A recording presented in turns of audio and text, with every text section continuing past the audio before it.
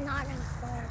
We've had some high winds here lately, and if you'll notice this, laying on the ground, so it tore out the oak tree. Now, would you consider this a catastrophe or a blessing? Now, here's the blessing. What you would consider a catastrophe if you was the landowner and had to cut this tree out. All the kids in the neighborhood think it's the finest thing that ever happened. They all got their little tree. They're starting to build a tree house up there. It's kind of hard to see right there where he's going. That's the tree house they building. They want me to come over here and put the floor in and the walls in a roof, which could be.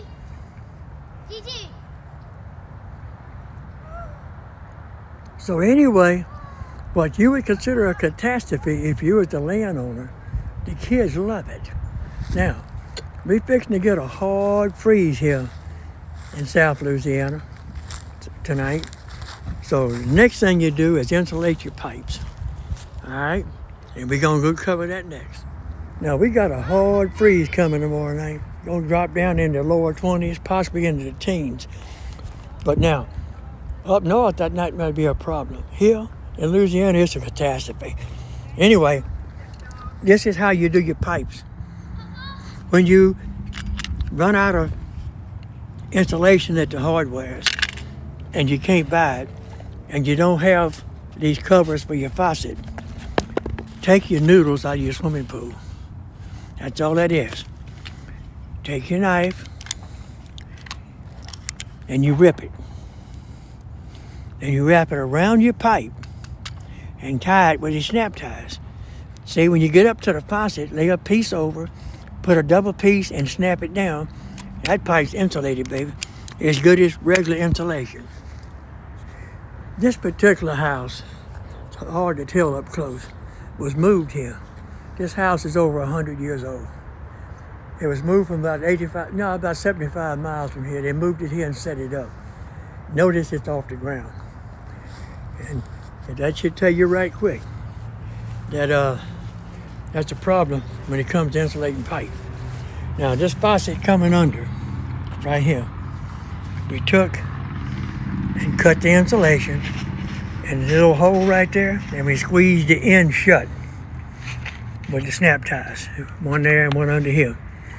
So that took care of that faucet. That's one way of doing it. Now here's another one that's coming out under the other house. I can see that. Now that's the noodle. Now right here, right there, was the off and on from the water line into the house. Put a glove on it. I just reached down there and put a glove on it. Don't take much. Started running out of my noodle. So what we did, we took a rag and wrapped the line and put the noodle over it to kind of shed the water if it rains. Back in the day, we would wrap these lines with newspaper and plastic. Anything, an old rag, an old towel, anything to cover that outside faucet. Because when it goes into the wall, it's warm in the house. So that's not likely to freeze. But on the outside, they'll freeze and bust. Especially when you're off the ground, like this old house is. It's way off the ground. But it's a beautiful old house. Took about an hour to winterize it, but we should be safe now.